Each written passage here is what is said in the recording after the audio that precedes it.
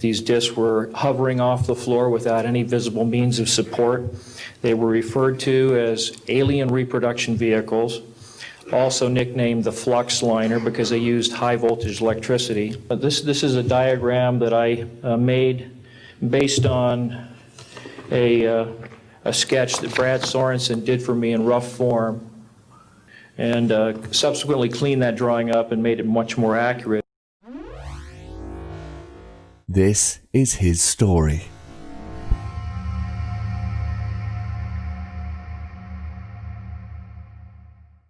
He says, you know, I gave you the basic verbal description of what I saw. He says, but somehow or other you've taken everything, all the information I gave you, and you have graphically interpreted into an image that is so close, so accurate. He said, this is really dangerous stuff here.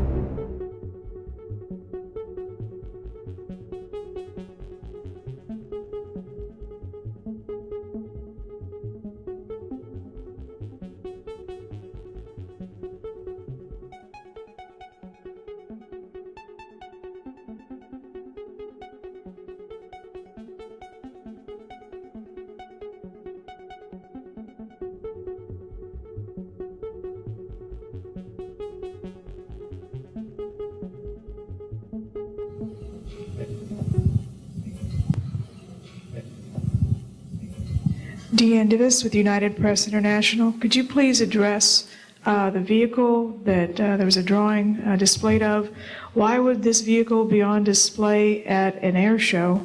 What is the power source that you are asserting is going to be so very useful? And how can you determine that this vehicle is not something that is being developed, by a government agency? In fact, I think that was the testimony. This is an alien reproduction vehicle, and just to be clear, this means that it is based on advanced anti-gravity and zero-point energy propulsion systems.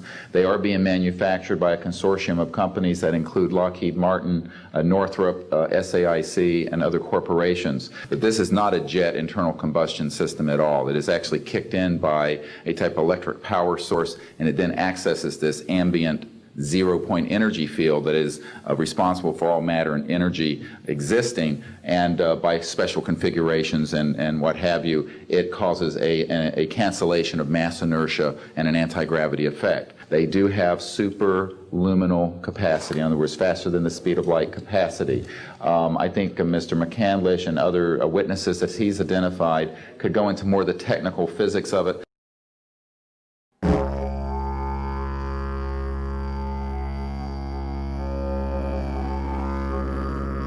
My name is Mark McCandlish, and for the better part of the last 30 years I've been a conceptual artist, illustrator, and designer, working predominantly for the aerospace and defense industries. About 1988, I came into some information that indicated that the United States government was in possession of and operating a kind of anti-gravity technology through a system, an aircraft that was referred to as the Flux liner or as the alien reproduction vehicle. The story dates back to the late 70s when I was going to college at Art Center College of Design, studying transportation and automotive design. Had a friend there by the name of who had a number of classes with. I switched over to an illustration major before I left. I spent a short time working in the special effects industry in Hollywood, and then left that job to work in the defense industry for General Dynamics. Spent some time working there as a conceptual artist and designer, illustrating weapon systems, and then after a couple of years left that facility and began freelancing throughout the defense and aerospace industry. So that was where it all started. In the early to mid-1980s, Mark's career as an aeronautical and technical illustrator began taking off as he accumulated a client list including the US Air Force, Rockwell International, Lockheed Martin, Boeing, and respected periodicals such as Popular Science magazine. He became well versed in conceptual design at the highest levels of the US military, industrial, and aerospace programs. and often called upon to generate classified and highly proprietary material. At the time, this was around 1985, 1986, and I had been freelancing for about 4 years at that point. Done a lot of work for Lockheed, a lot of work for Rockwell, and a little bit of work for Boeing. And so I was establishing a reputation and had occasion to talk to an awful lot of experts in the field, in various parts of the aerospace industry. So I had an idea of what was going on in terms of the technological development that was occurring in the industry at the time. Worked on some conceptual artwork showing cutaways of some of the weapon systems and how the components inside those weapon systems interrelated to one another. I was given a lot of information. Many times I was asked to create illustrations for clients based on just verbal descriptions of what they wanted to see, because a lot of it was conceptual artwork that was supposed to put across the idea that, say, a particular aircraft that they were designing was going to be extremely fast. So it had to have all the sort of dynamic characteristics of what a really fast aircraft would have. And I had an idea of what these things looked like. So I was subscribing to some of the trade publications that were available at that time, like Aviation Week and Space Technology, and knew a lot of people at the magazines, test pilots, editors, and things. By the mid-1980s, he was a very successful professional artist living in Rialto, California. He had a full slate of high-profile projects and had become a very sought-after and respected talent in a very crowded field of designers and artists. Despite living in the era of Reagan and disco, things were going very well for Mark. Then, in the autumn of 1988, things took a turn for the weird.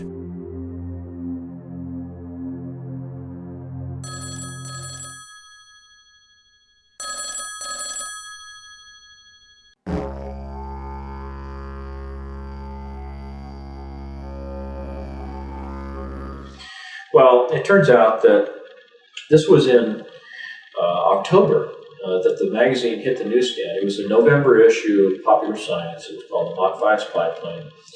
And a friend of mine from college, Brad, had seen this cover illustration and had opened up to read the story, and he recognized my name, and he called the art director. He passed along my phone number, and the next thing you know, I get a phone call, and this fellow calls up and said, "Hi, Mark, it's Brad.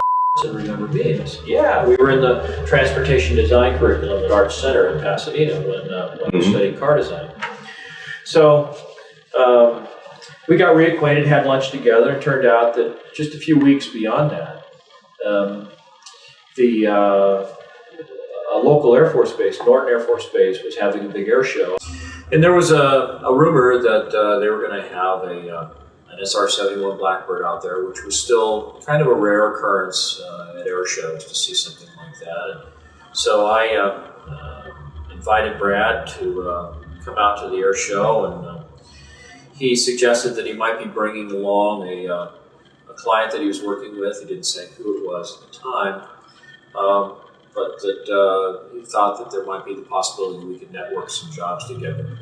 So we arranged to meet together, and at the last minute, I got a second call from Popular Science to do yet another illustration. It was a quick turnaround. They wanted it done over the weekend. It was a quick, $3,000, so I couldn't turn that down. And it was for their February of '89 edition, with the cover story being about the X-31, which was an experimental aircraft program. So did that illustration, and Brad went ahead and went to the air show.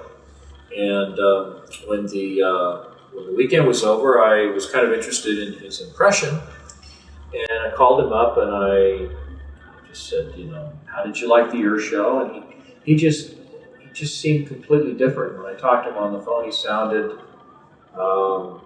almost depressed. I mean, it was kind of a strange sort of reaction. And he said, "Well, I don't know. I think I saw something I wasn't supposed to see." And I said, "Well, how's that possible? Everything that's at the air show is sent there and flown there with the intent of putting it on static display, especially for the public. So how could you possibly see something that wasn't intended to be seen?"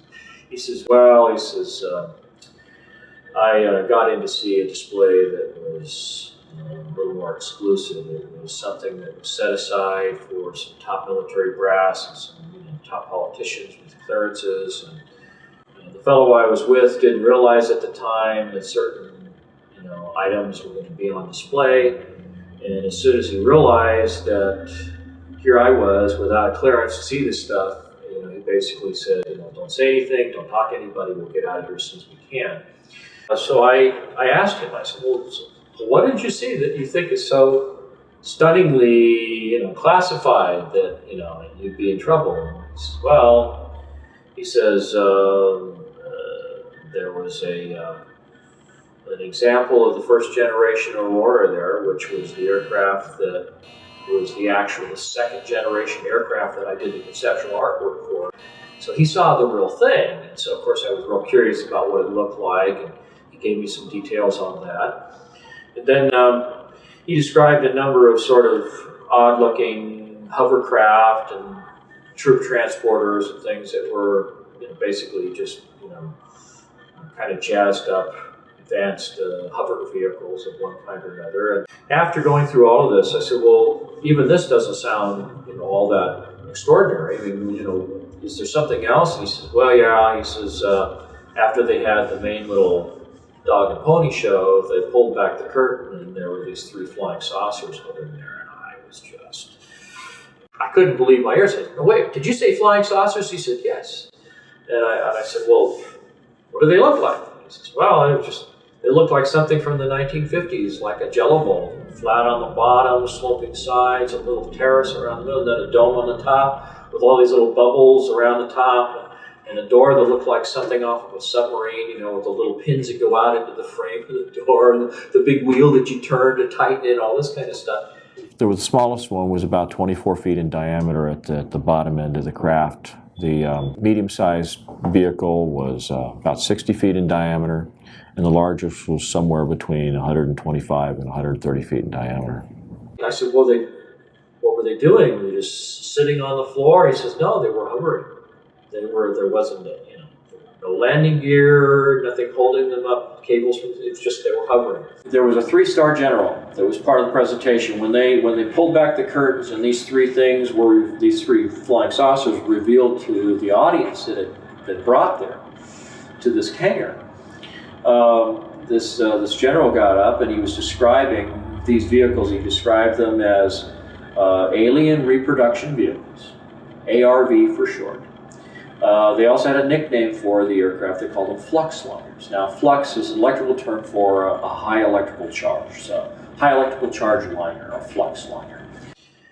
And so this was, so he got kind of scared. He stopped talking. And so I said, well, let's have lunch. He was nervous about talking about it on the phone. So I go over there and we start talking. And as he's describing this stuff, he's describing the different features that he had seen. And well, how do you know that? I mean, if you could just look at the outside of the vehicle, how do you know what the inner workings is? He says, well, they had taken some of the panels off the outside so you could see the inside of, what the components looked like. And he said it was remarkably simple. There wasn't that much to it. And I said, you were able to figure out how it worked from that? He said, well, no, they had an easel next to it with a drawing, a cutaway drawing, that showed some of the internal components, how they were arranged oriented to one another. And then they had a little a TV monitor with a tape player below it that was showing this continuous loop of this thing sitting or hovering over like a dry lake bed out in the desert somewhere, and as you would watch the tape, this thing would went from a hovering position, made these 3 little sort of hops going to the side, and then as the camera followed it, just went straight up. It disappeared outside. It was down to nothing in just a matter of a second and a half or so. One of the things that this general had said during the presentation, one of the things that really stood out in Brad's mind was that he said that these vehicles were capable of light speed or better. The aircraft looked very old, like it had been around for decades. It had chips in the paint and runs, and you could see fingerprints and smudges and boot prints where somebody had walked up the side of it, this kind of thing. And he said that the paint that was on the outside, it looked like they'd taken a bunch of powdered lead, mixed it into a resin, and then just brush painted it right on the side of the aircraft. It looked like it was slapped together in somebody's garage,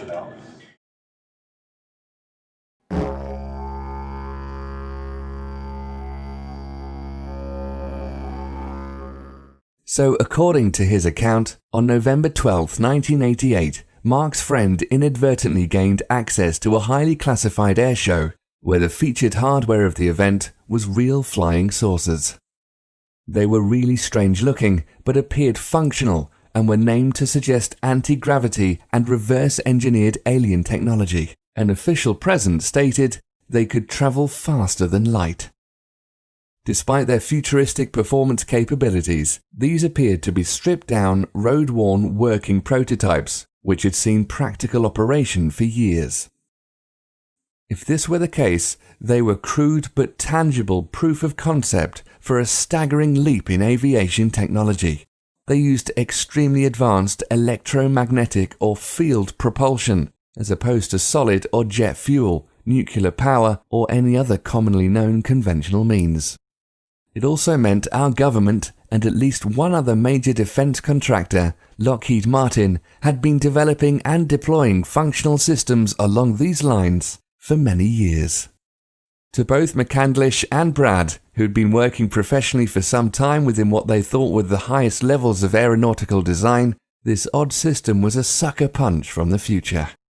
Apparently this had had a really serious impact on Brad, and he really seemed kind of stunned by what he had seen. So I got together for lunch, and I was doing all these idea sketches of what he described to me about how the components related, and I had your stereotypical sort of lens-shaped flying saucer like you see in more modern movies and stuff. And he said, "Oh no, it's real simple. It's flat on the bottom, sloping sides like a section taken out of a cone, a little ledge, and then a dome on the top." He said the dome is actually the top half of a crew compartment that's like a big ball. Pretty sure that was about 12 feet in diameter. There's a central column that goes down through the middle. There's like a flywheel thing on it that maybe 6 to 9 feet in diameter. There's 4 ejection seats that are all back to back on this central column above the flywheel type thing. And he says a bunch of oxygen tanks in there. They're all around the bottom. And he said the bottom is this huge capacitor array. It's probably maybe 12 to 14 inches thick. It's shaved off at an angle on the edges, looked like it had been put on a big giant milling machine, and they milled off the edges at a 35-degree angle. He said there's a series of these plate capacitors. I said, well, do you think that this is functioning like the Beefrel-Brown effect, like these experiments were done back in the 60s with levitating things with electrostatic fields and stuff? He said, well, that may be it, but he says, they told me, he said, one of the things I saw was that it was using zero-point energy, it was using scalar energy. Really? It's cool, huh? 0-point energy. I save the best inventions for myself. Well, I've been corresponding with Tom Bearden for about 8 years at that point. We talked many times, mailed letters back and forth, talked on the phone and things.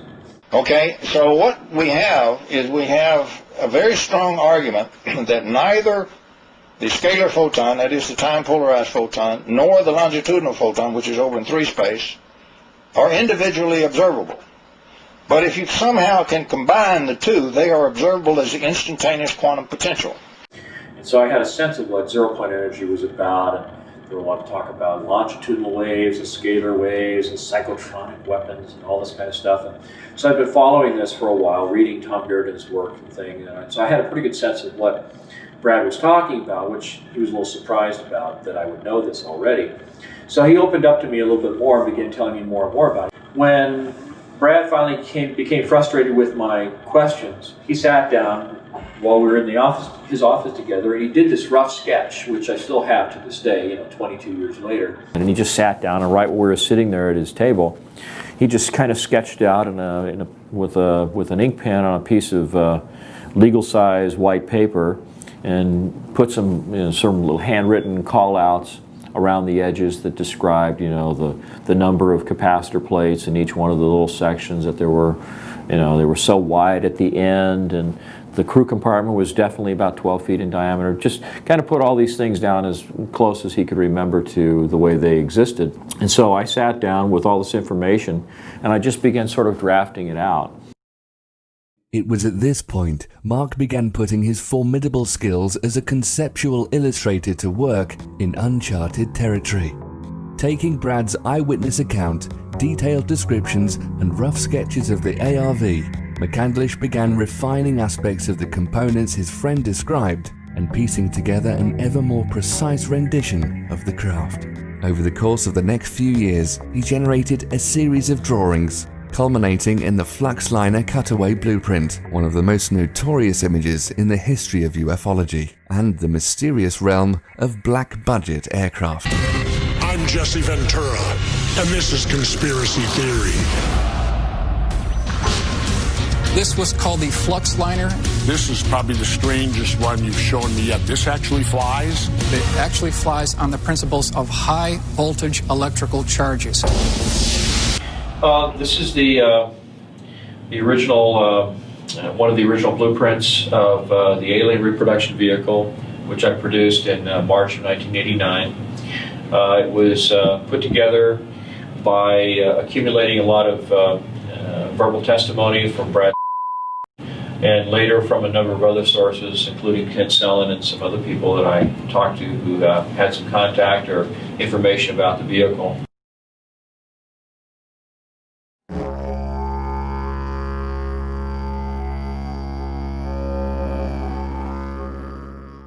For Mark, his friend Brad's initial account was a fascinating story with a degree of veracity and plausibility, worth exploring and doing some research, but was after all just one man's tale of a fairly unbelievable event, concept, and machine. However, this subsequent research led Mark to some other very compelling eyewitnesses, official documentation, including numerous scientific patents, and other sources, such as respected quantum physicists, which finally convinced him of the likelihood that the ARV might be a very real thing.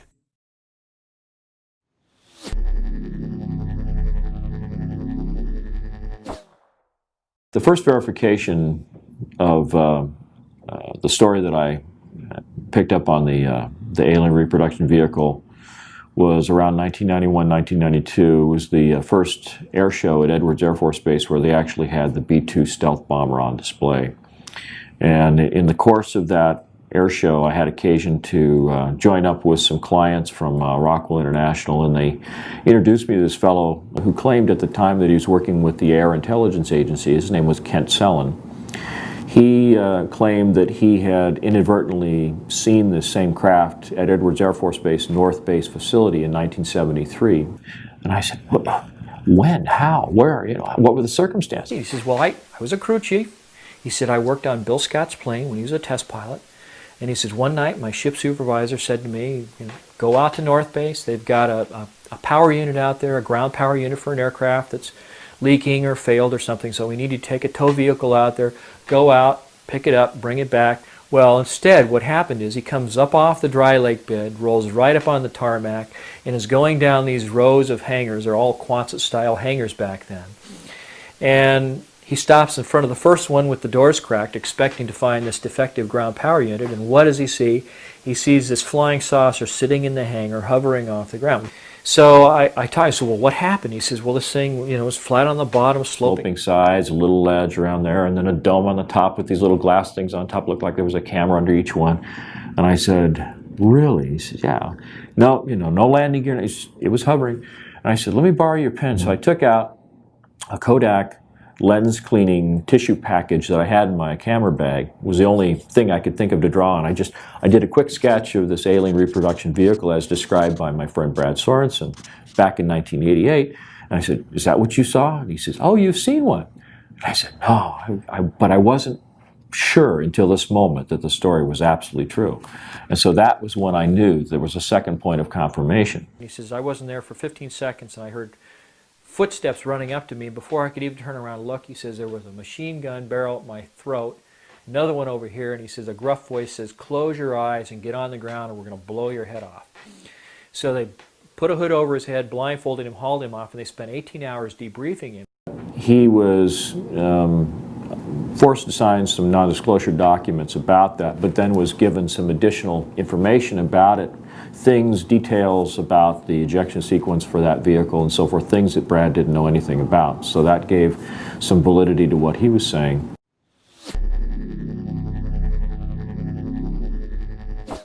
In addition to Kent Sellen, there is at least one other witness on record testifying to the existence of what he describes as a UFO at Norton Air Force Base, which may well have been the ARV. I can discuss Norton Air Force Base, and that as a result of all the military airlift command bases under me for their facilities, that there was one facility at Norton Air Force Base that was close hold. Not even the wing commander there could know what was going on. And during that time period, throughout my career, it was always rumored by the pilots that that was a cover for, in fact, a location of one UFO craft. And the reason for that location was folks that could come out, land at Norton, play golf, be part of a golf tournament, and so forth, and during that process could go by the facility and actually see the UFO.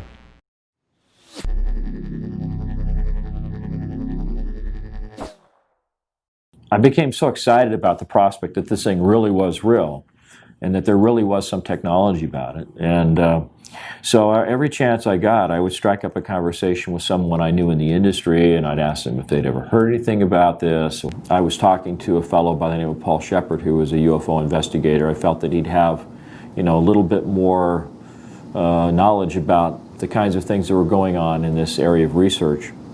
And he put me in touch with a couple of gentlemen, Gordon Novell and George Ulick, who was a physicist with Hercules Aerospace up in Sandy, Utah. And they were very interested in this story.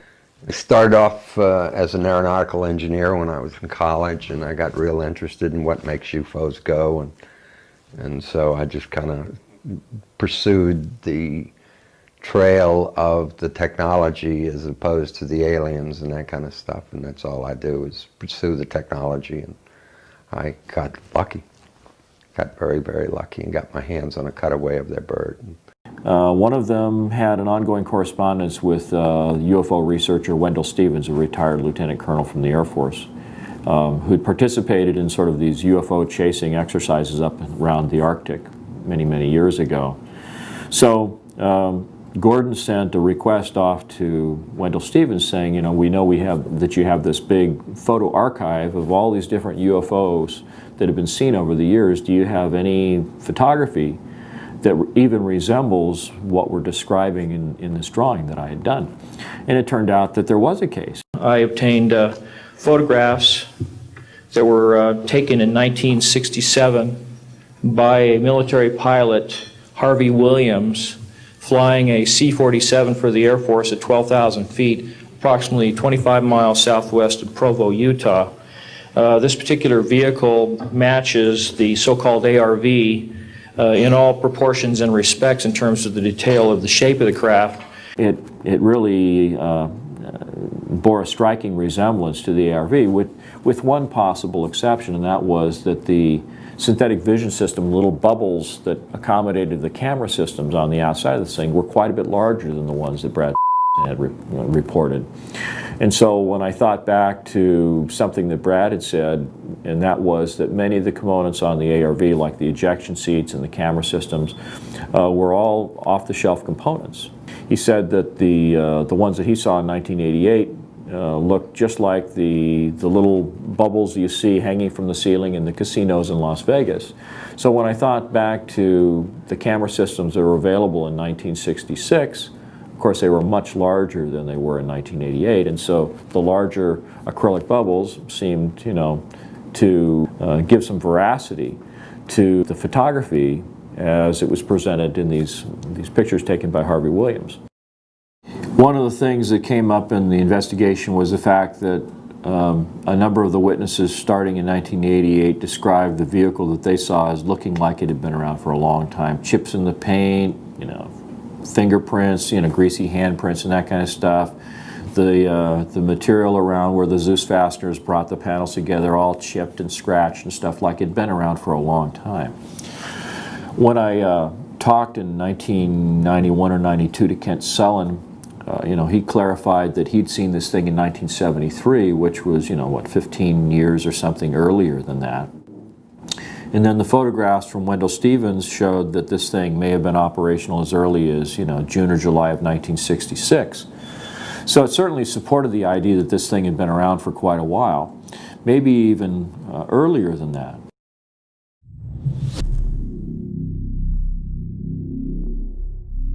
When you look at some of the photography of UFOs, going all the way back to some of the earliest photography we know of, McMinnville, Oregon, for example, you see the same general layout, you see the same general configuration, the flat bottom, the sloping sides, a little dome in the middle, sometimes pointy, sometimes almost like the top end of a cylinder that's been chopped off, sometimes a perfectly round dome, sometimes even, you know, like a cone on the top. So it suggests that, you know, there's many different variants of the system, but the overall arrangement of the components is basically the same.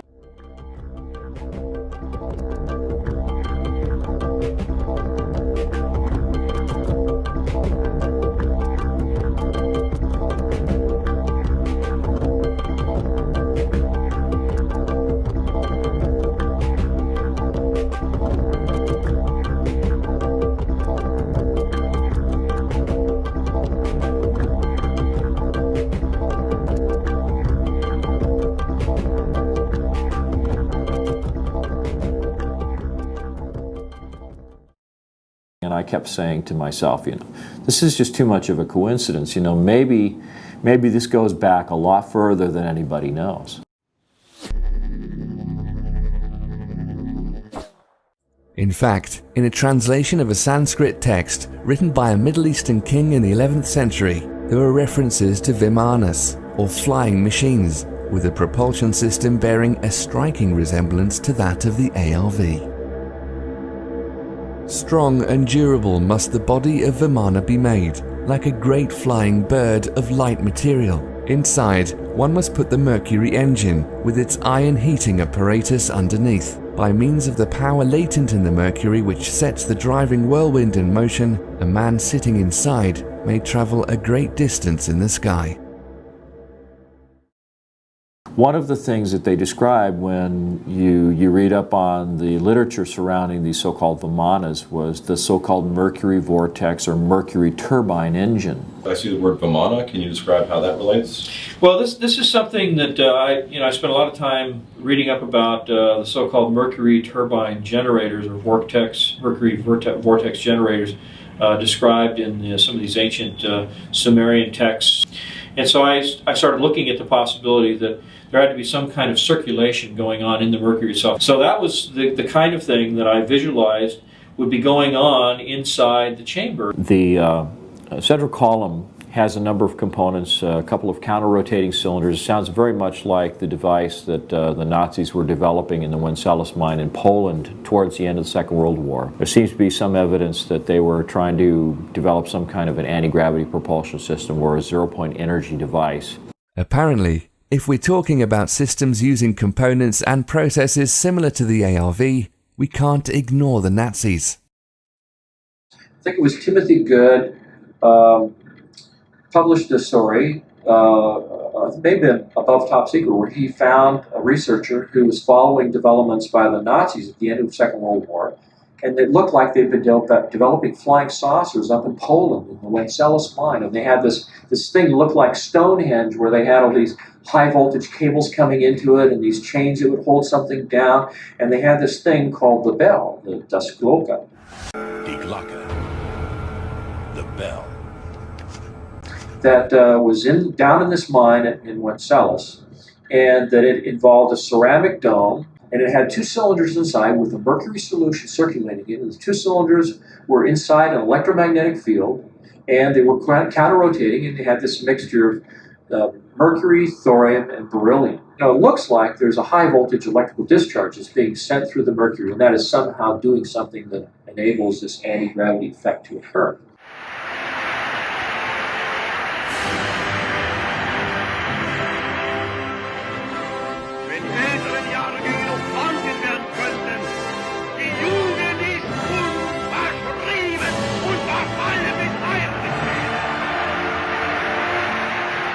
Besides rumors about Hitler's top scientists and the mythology of ancient kings, there were other instances where a central core involving mercury and other components similar to the ARV were reported.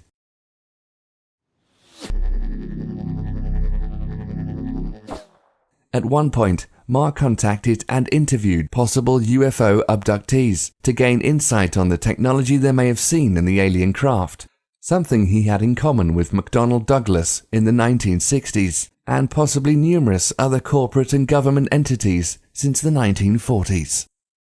I wound up going to my management and telling them, you know, you're not going to believe this, but the UFOs are clearly coming from someplace else. They're clearly manned or humanoided, and the only question is whether we're going to figure out how they work before Lockheed or after. And so as a result of that, the company at that time, which has now of course been bought by Boeing, over several years put in about $500,000 worth of research effort under my direction to study gravity control techniques and also analyze UFOs. We hired a police detective to interview witnesses, abductees. We had experimental work and theoretical work. So it was kind of a fun project. In the course of all this, it occurred to me that one of the other resources that I might be able to draw on was people in the alien abduction community. I began to think, well, these people are either crazy or they're really having an experience of some kind. And some of them even talked about implants that were being recovered from their bodies. And so I was intrigued, and I thought, well, okay, if any of these stories are true, there might be a chance, however slim, that if they really were abducted by aliens, they might have gotten a tour of the ship. They might have seen some propulsion system components. And so I heard three of these young ladies being interviewed on a radio station out of Las Vegas. This was sort of the precursor to Art Bell and Coast to Coast AM. It was the Billy Goodman Happening. And he was interviewing Cindy Vodovos, Melinda Leslie, and Alicia Davidson. Contacted the station. They put me in touch with these three young ladies. I interviewed them individually, and much to my surprise determined that these young ladies seemed to be bona fide examples of the phenomena, with implants that could be seen on medical MRIs. So what I did was I simply asked them to describe what they saw, and without disclosing anything that I already knew about the components inside the alien reproduction vehicle, I found that these young ladies, at least one of them in particular, was able to describe not only components that strongly resembled the ones that were inside the alien reproduction vehicle, but they were also at a higher level of sophistication that actually gave additional clues about how the ARV actually functioned. Alicia Davidson described being escorted into the engine room and seeing the propulsion system components. And it involved a central column that was made of a transparent glass-like material. She said there was a silvery fluid that was spiraling upward at the bottom of this column. Down in kind of this well that was in the center of the spacecraft was this little tiny flywheel-like mechanism spinning, which matched the ARV also. And this is at a point when this young lady had never seen any of the drawings that I'd done of what the ARV was structured like. I was just talking about propulsion components in general. But then she said that when you looked across this little well, this lowered floor area in the center of the room, was like a guardrail around it. She stood there. So you could look across, and she said it looked like below the deck she was standing on was this glass-like material with these coils of wire going through it. And they were spaced out in the same proportions as the ones on the ARV. The thing that she said that was most significant was that the column itself was rotating in one direction, and the flywheel was spinning in the opposite direction. There was counter-rotation, which is something that's often been reported in UFO sightings. You see components on the craft that are spinning in opposite directions. Back here on Earth, the scientific community has been busy since the end of the Industrial Revolution. There have been dozens, perhaps hundreds of US and international patents dealing directly with electrokinetics and electrogravitics, going back to the turn of the last century. It would be safe to assume private industry and the military have also been working on a great deal of related applications off the public record. In short, since Nikola Tesla's first experiments with pushing electricity around, mankind has had a thing for anti-gravity.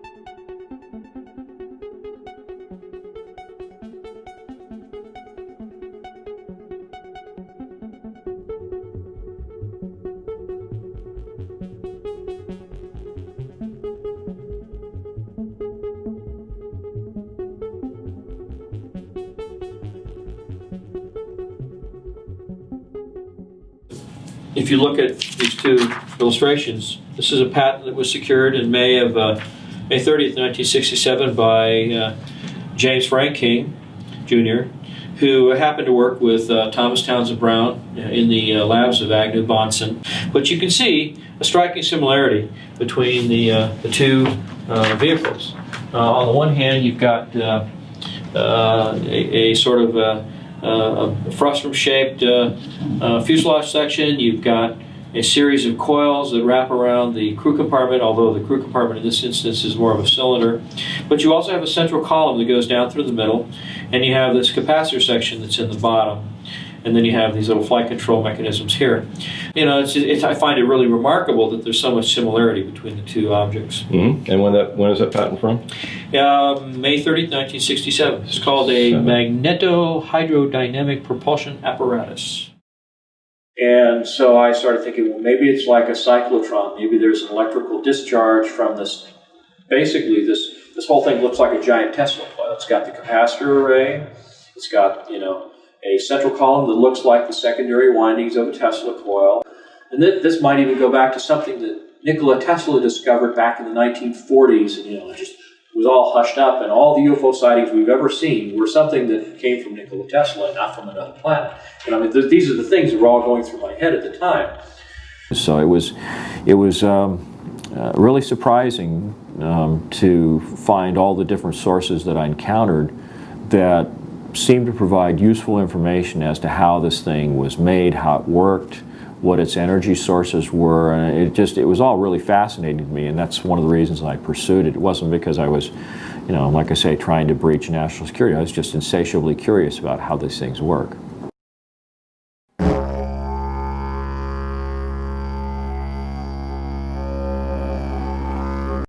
And he said it was remarkably simple. There wasn't that much to it. The ARV system, for all of its claims of flashy, out-of-this-world propulsion capabilities, was indeed remarkably simple. It could be described as a large-scale, souped-up Tesla coil, designed to negate gravity and inertia, with off-the-shelf navigation and life support systems bolted on, almost as an afterthought. You could think of it as the Model T of anti-gravity vehicles, an industrial dune buggy, or crude hot rod that can get you to Mars in a few minutes. In this version at least, first-class seating was still a way off.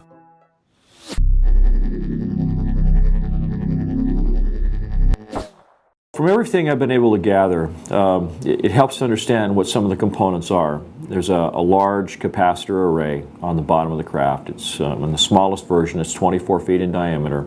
The outer edge of the plates and the capacitor section itself are shaved off at that same 35-degree angle. So you have a series of plates that are progressively smaller as you get higher and higher in the stack. And there's 48 sections that are all set up like that.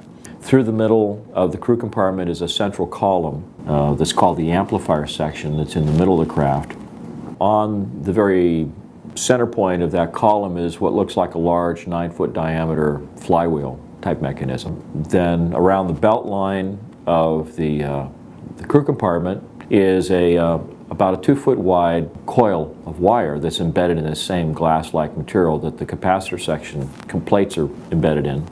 And there's a kind of flange or fairing that traps the top and the bottom surfaces of the coil. You can see that it traps it there and at the top. But in between are a series of explosive bolts that run all the way around the craft. And they said above this ledge there is looks like a door out of, you know, your stereotypical cartoon submarine. You know, it has a steel frame that's embedded in the side of this protruded sphere that makes up the crew compartment. And he said, and it had a wheel on it with little spokes that you would turn like an old, you know, Captain Nemo submarine, with the pins that would go out and lock into the door frame, and it had a seal on it so it'd be airtight.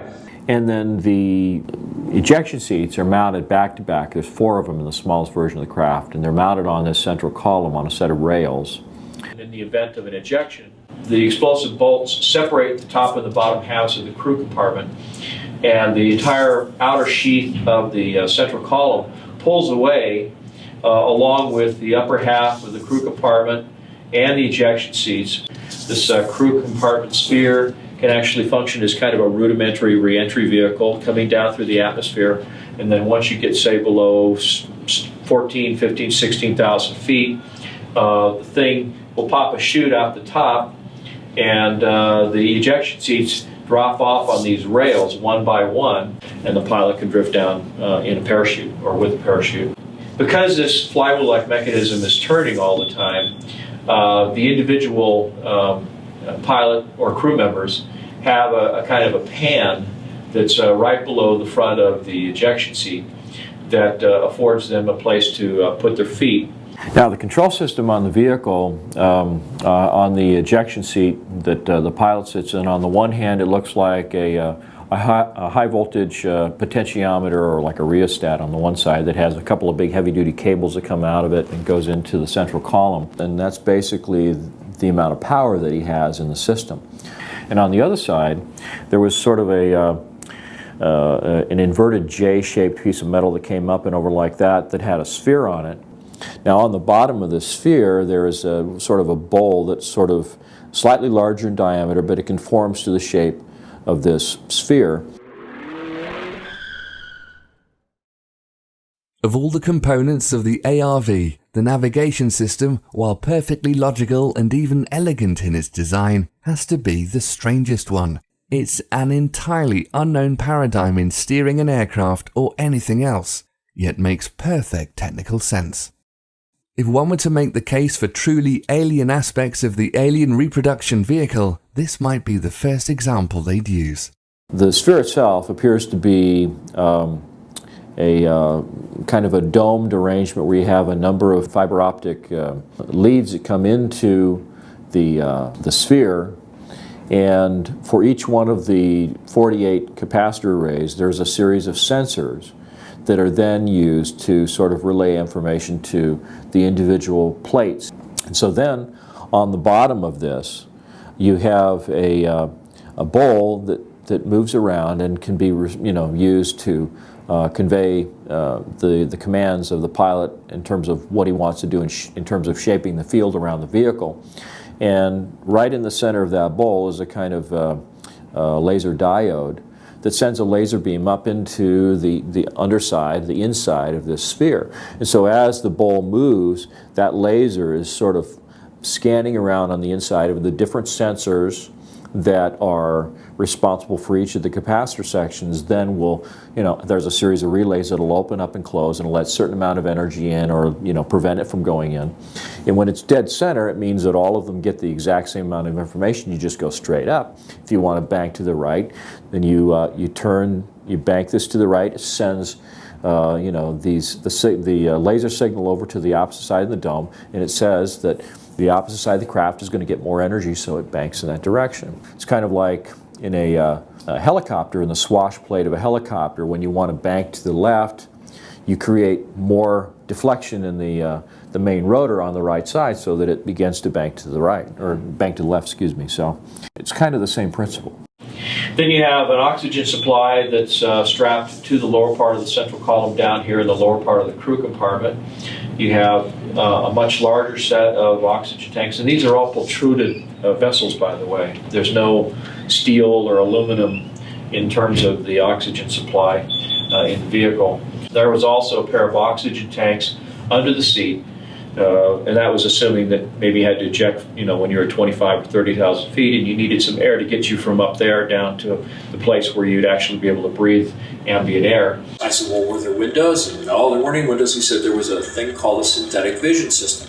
And he said there were 6 or 7 of these little plastic bubbles around the top of this thing, one on the very top in the center, and then maybe 6 around about halfway up from where the ledge was to the very top, and they were spaced at even distances. And he said in each one there was a little CCD camera. So the synthetic vision system was set up so they would take 2 cameras, and it would have a converging point of focus in those 2 cameras, so that it would just be like looking through a set of binoculars. So you'd have a left and a right eye view, and it'd give you a 3-dimensional view outside the vehicle, but with no windows.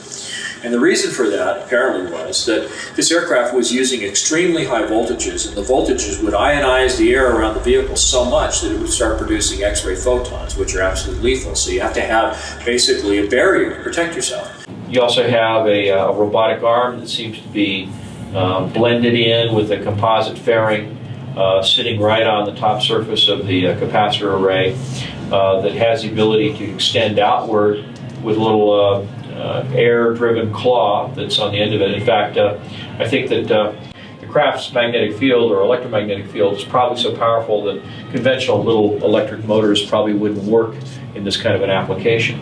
Where they took the panels off the side of the aircraft is that they had Zeus fasteners that were these little, like, quick spin lock things that they put on there to hold the panels. The panels are all like a fiberglass material, it's all composite. The entire vehicle appeared to be covered with what he's referred to as a goopy lead paint. It looked like little flecks of lead that had been suspended in kind of a resin and just painted haphazardly over the outside of everything on the vehicle, with the possible exception of the door itself and these little blisters that house the synthetic vision system. So why would it be goopy lead paint?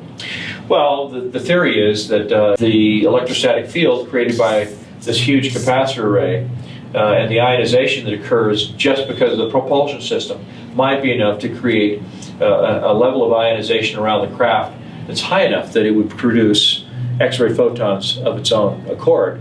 And so you would want to be able to protect the pilot and the crew members from that radiation.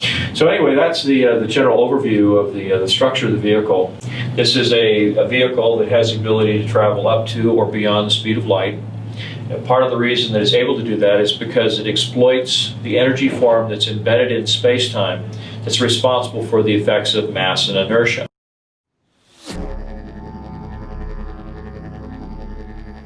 So here we have a configuration of various components, creating a system that's somehow capable of producing and maintaining an insane amount of energy in a concentrated field around the vehicle.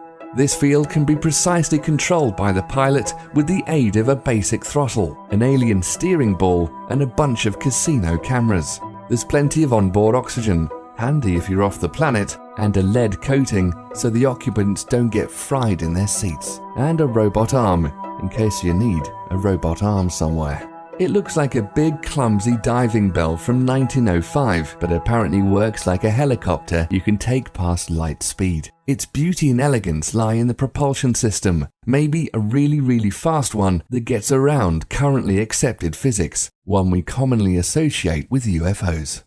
For anybody who has followed the work of Einstein or just basic physics, one of the sort of inviolable rules of physics is that there's no material object that can actually go faster than the speed of light. So somehow or other, and I'm not saying we got this from aliens, but they did call it the alien reproduction vehicle, but somehow or other, this simple system that Brad described in these diagrams was able to do this.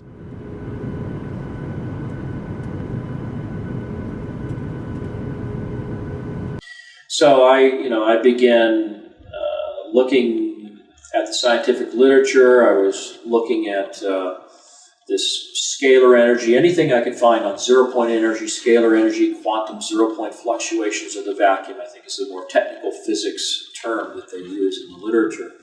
And it turned out that there really were scientific papers that were being published by a number of different scientists, Hal Puthoff, Bernard Hayes, Alfonso Rueda, who just happened to work at Lockheed Skunk Works, by the way. So I started noticing the names and where they worked and what they do, what they were talking, what they're publishing. And it occurred to me that, maybe these are people who have some insider. So I started looking at that. I started looking at the things that Hal Puthoff had said. In the middle of last century, physicists made an astounding discovery. And that is what we ordinarily consider empty space isn't empty at all. Even if you go to the far reaches of outer space, it turns out that rather than emptiness, what we call the vacuum is really a seething cauldron of what we call quantum energy, or zero-point energy. Zero point just simply means that even if you froze the entire universe down to absolute zero, froze out all motion, where everything would be as quiet as you could possibly get it, this energy is still there. It was predicted by the mathematics of quantum theory, but the numbers were so large. For example, there's enough energy in the volume of a coffee cup to evaporate the world's oceans. It was thought, well, this must be some kind of artifact of the theory. But as time went on, various predictions in quantum theory were verified in the laboratory, and it finally turned out we had to take these numbers seriously. So I opened up a correspondence with Hal Puthoff, and he was very gracious in taking time to talk to me on the phone, send me copies of the peer-reviewed papers that he had published in Physics Review, Physics A, Physics B, and I couldn't understand the mathematics with all these Greek symbols, and I mean it was really advanced theoretical stuff. But what I was able to follow were the paragraphs that were before and after the equations that explained what all the math was talking about. And so as I went through these papers and I would talk to Hal, he would explain to me, well, this means that this is a certain process, a polarization process that happens in the vacuum of space-time, and when you do that, you have this kind of phenomenon. When you do that, you have this other phenomenon. And the papers that he wrote started to indicate the zero-point energy that's embedded in the environment. Was responsible for the effects of inertia and gravity and mass, and the reason why, as you accelerate through space-time, the mass of your vehicle increases.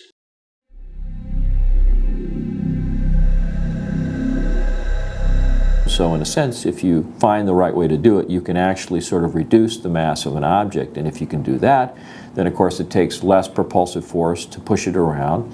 It means that it can go a lot faster because it's not limited by the amount of mass that it increases to as it accelerates. In fact, it may in fact be a situation where the faster you go, the more energy you have available to continue the acceleration process, and at the same time the mass is becoming relatively less and less and less.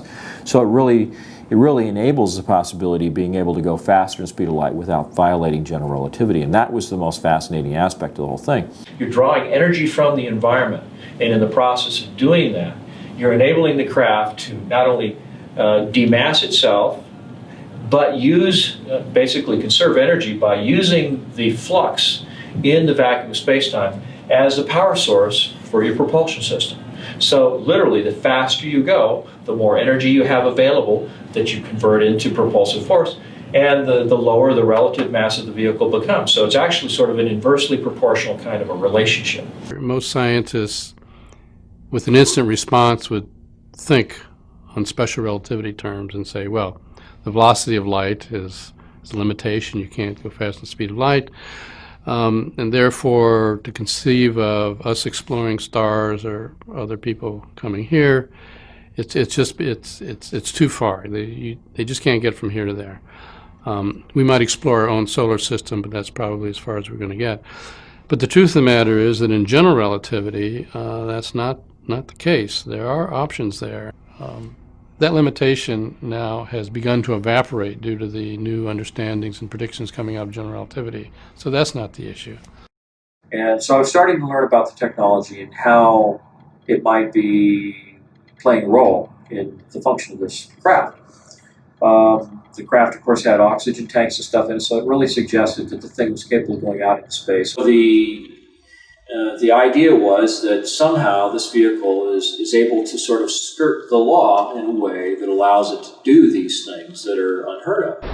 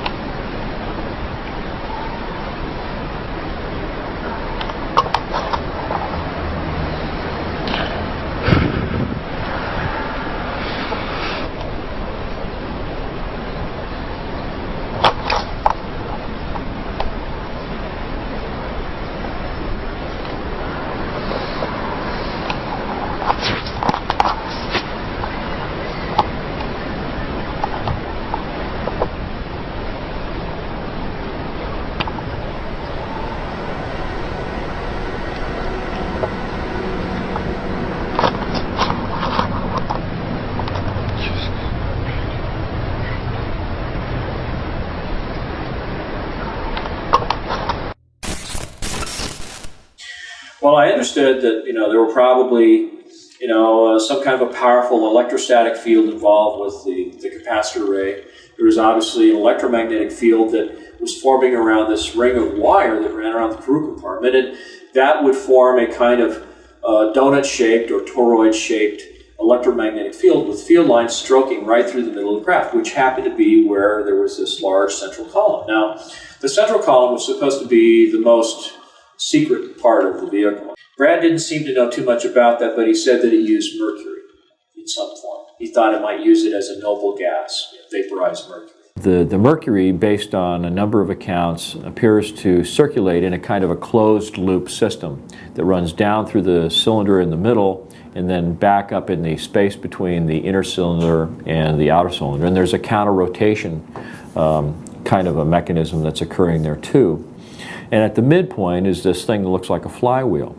But in effect, what I think its actual function is similar to what is called a homopolar generator, where you can use the centrifugal forces of a disc, a conducting metal disc that's spinning, to actually throw the electrons in the material out to the edge, where they can be literally tapped off with something that looks like a brush that has conductive bristles. Now, I believe that what happens is that this vehicle develops probably several million volts of voltage. And the sheer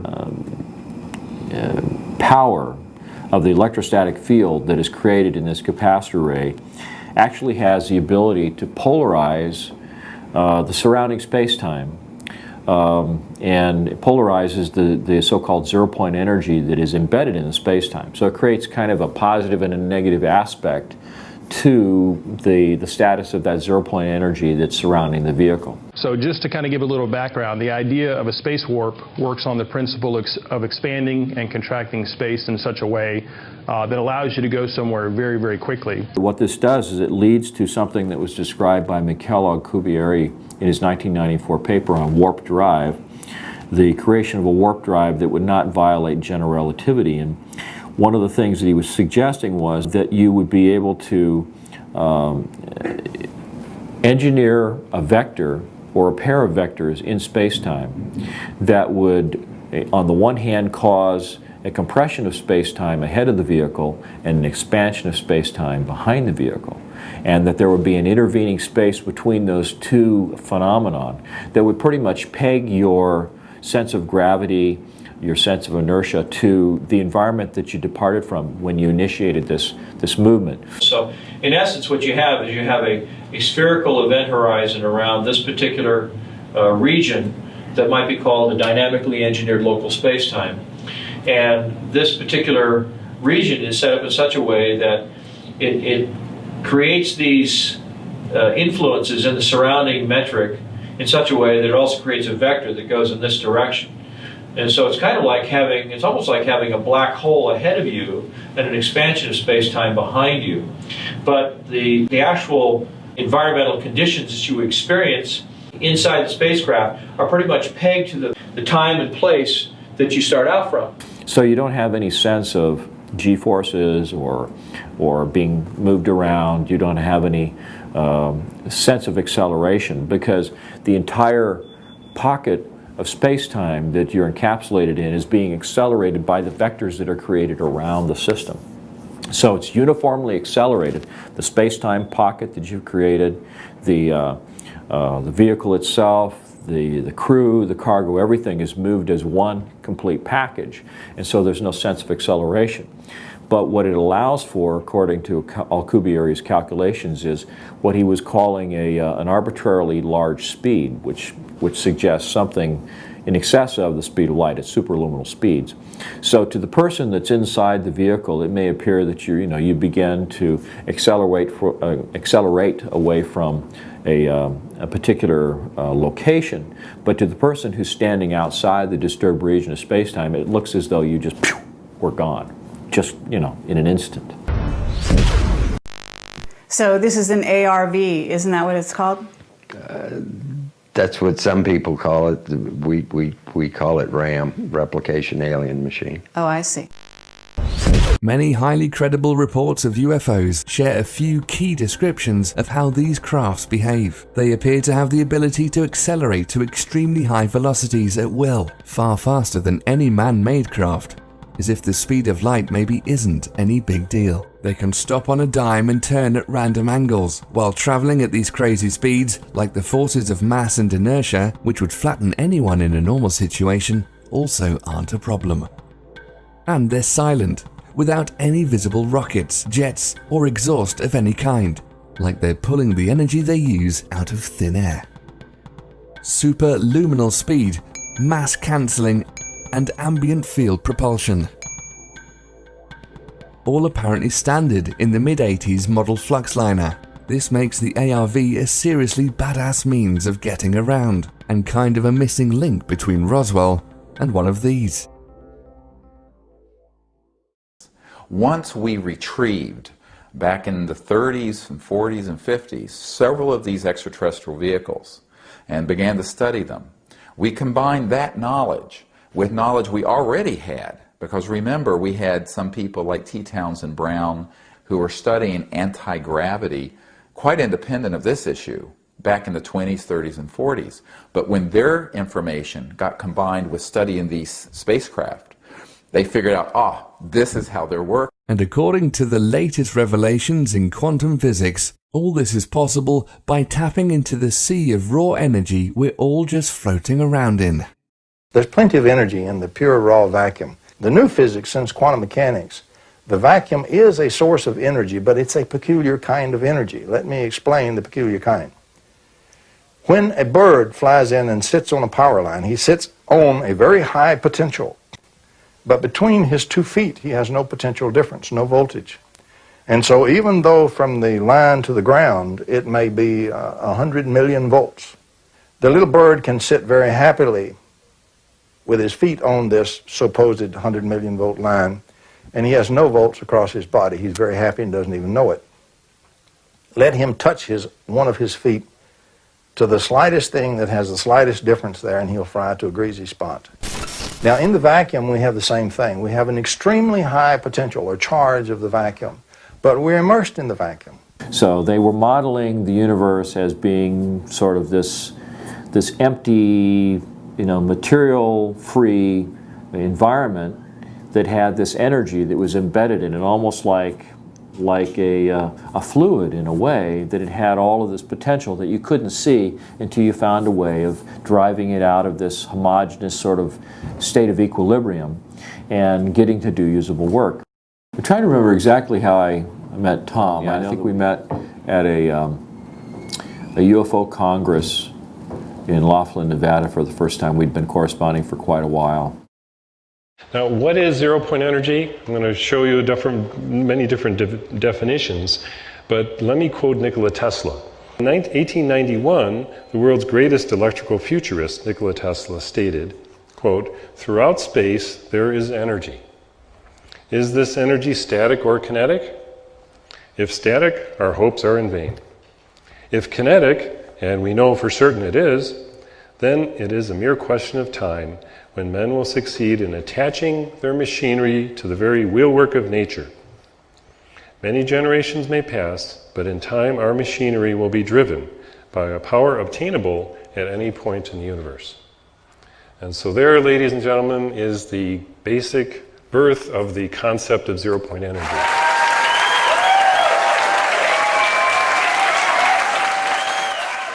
The real issue becomes, is this new technology something that's so advanced and so far out there that it's really beyond the scope of our modern civilization? Is it something that's so hard to achieve that it requires such a tremendous amount of development that it would cause the economy to collapse? Or is it a real threat to existing forms of energy like oil, coal, nuclear, wind power?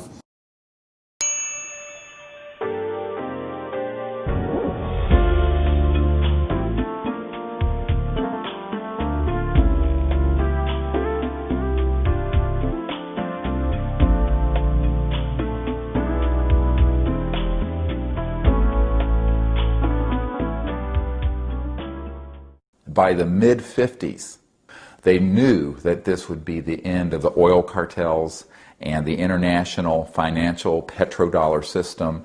And this is very important. It means that we, Homo sapiens, have the ability to access this so-called zero-point field of energy, which is the ambient field of energy from which all matter and energy is fluxing, and can access that energy and generate all the power we need to run this planet without fossil fuels or pollution. So this stuff really works? Certainly does. Oh, well, lots of luck! Oh.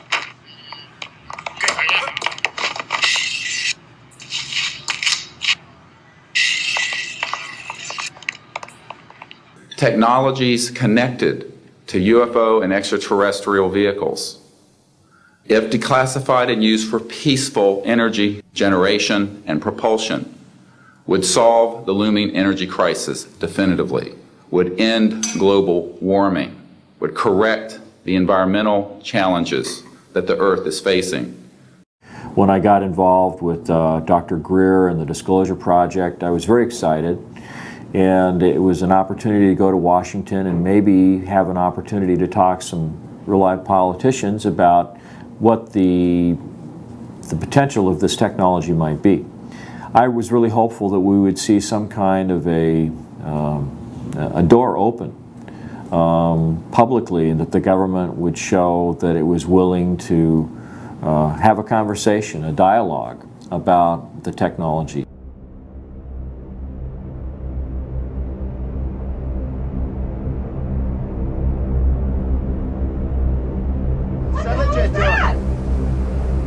Holy fuck! Oh my God! Oh my God! September the 11th basically knocked May 9th off the radar, permanently. But it didn't lessen the potential importance of the spring conference or the issues involved. It did, however, allow the Bush administration to spend $1 trillion of our money on a war based on lies. So, getting together with Dr. Greer, going to Washington, D.C. was exhilarating, met a lot of interesting people, and it made it clear to me that there's a lot more going on behind the scenes than anybody can imagine. I mean, just the sheer volume of the stories and the accounts, the experiences that these people have had, when taken as a whole, you can see that there's this whole other level of things going on that nobody knows about. And there's a handful of people that may have an awareness, an overview of all that, but how it's affected me, well, that's a good question, because you know, I can think of a lot of things that have happened to me that, you know, if I didn't sit down and seriously analyze all the facts, I might be able to attribute it or blame it on, you know, talking about flying saucers, talking about the alien reproduction vehicle. When I finally did get around to making a copy of this original drawing in the form of blueprint, I sent a copy to Brad.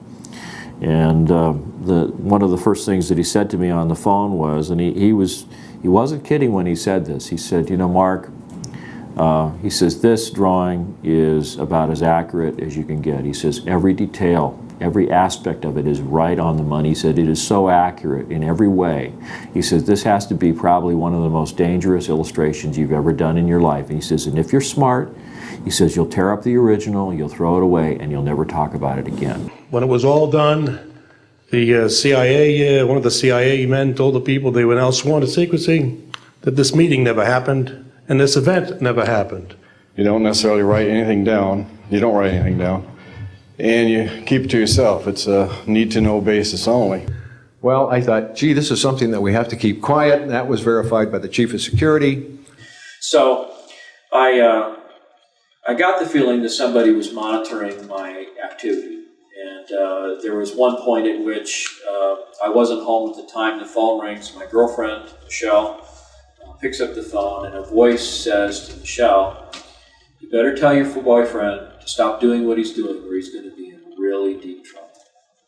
And, then I did. One by one, I lost all my defense clients as a conceptual artist. And it could have been attributed to my involvement with the Disclosure Project. It could just be that I'm an actual artist with paints and brushes, and I don't work with computers like, some experts that I know. And it may be because there were a lot of people that didn't want to be associated with somebody who talked about flying saucers and anti-gravity and aliens and all that kind of stuff. The reason it's called alien reproduction vehicle is that it's based on the study of extraterrestrial vehicles, but it is manufactured by human military intelligence, aerospace contracting arrangements. We have studied specifically extraterrestrial vehicles which have been retrieved. The breakthroughs in that research have led to applications that have led to the building of this and similar anti-gravity devices. I mean, you can understand how corporations, and Brad told me that it had a big impact on his life, because when his name started popping up on the internet associated with the ARV story, there were a lot of his Japanese clients that wouldn't have anything to do with him because they did not want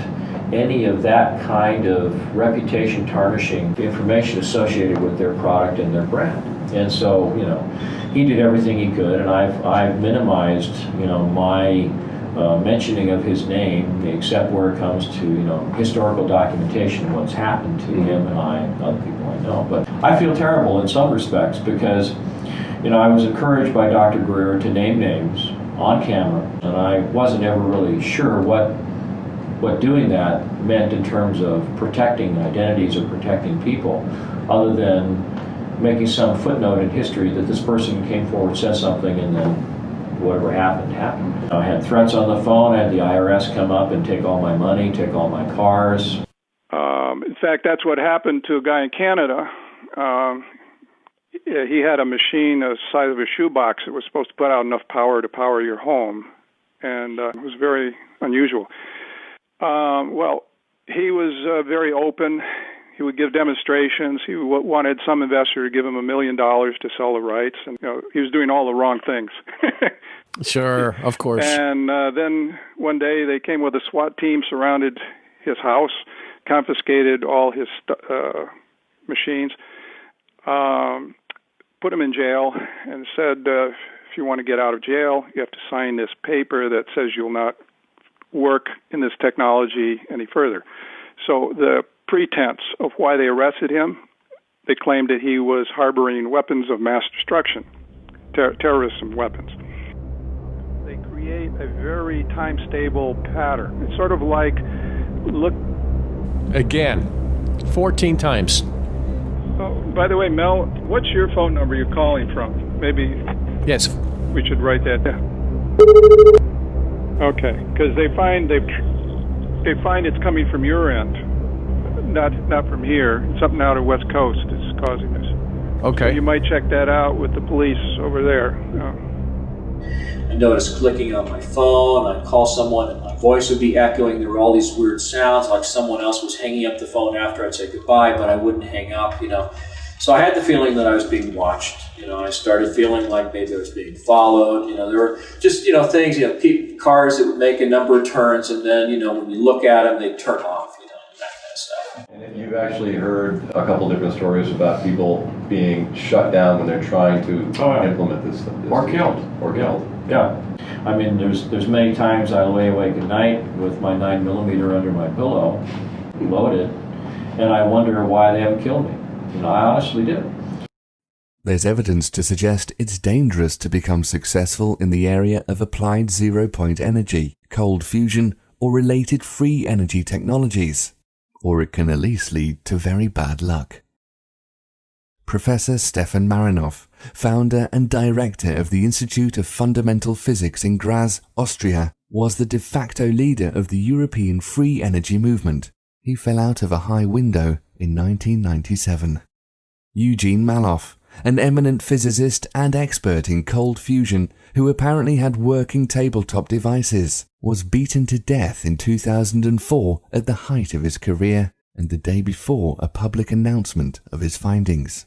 Arie M. de Gois, an inventor of a patented revolutionary clean energy technology associated with the zero-point field, was found nearly dead in his car at an airport in 2007 and died a short time later.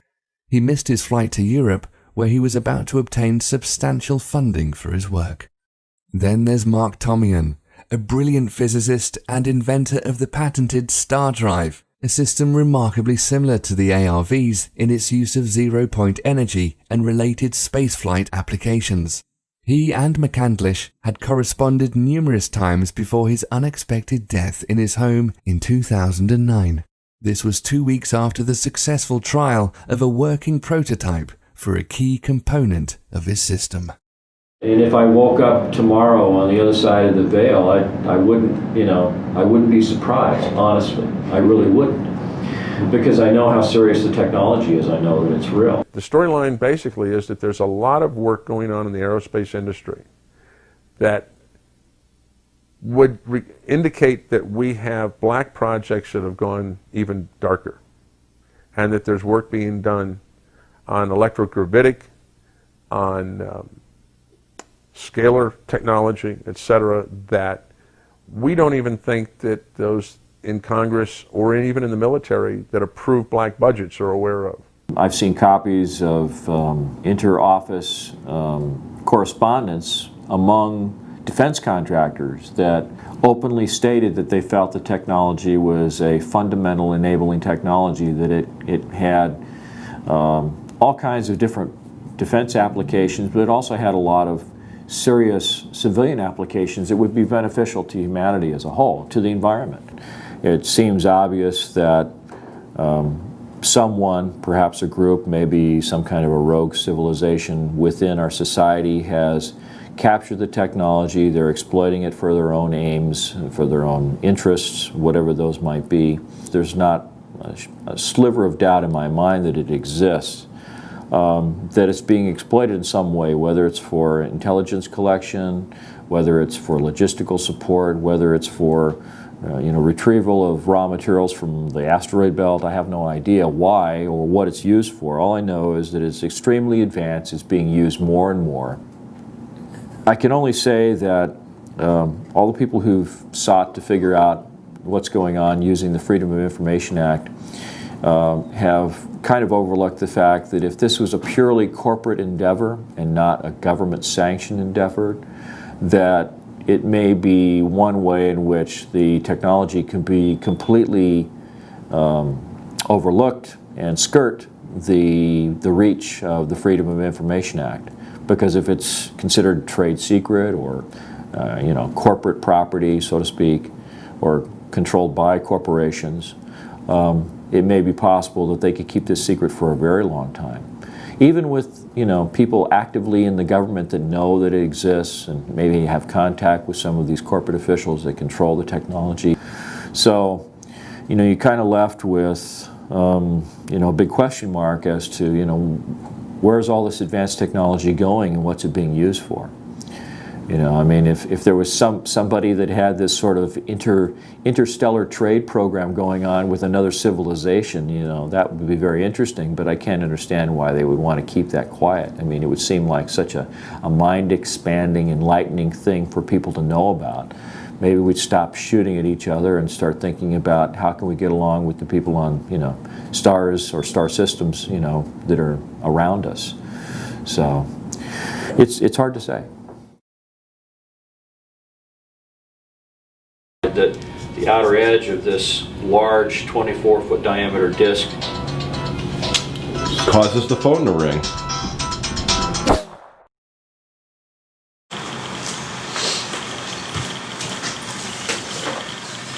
Hello, I'm trying to look cool. Do I look cool?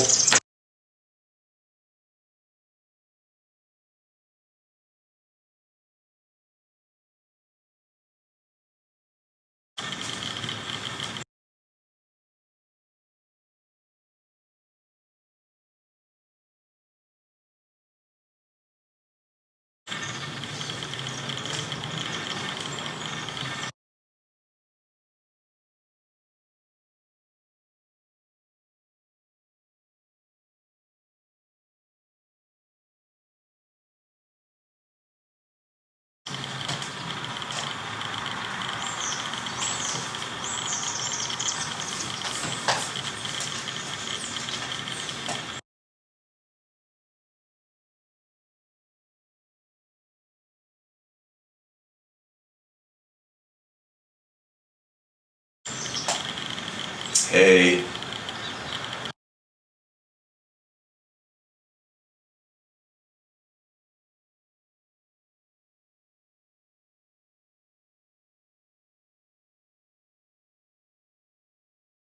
Yep, this is me on camera.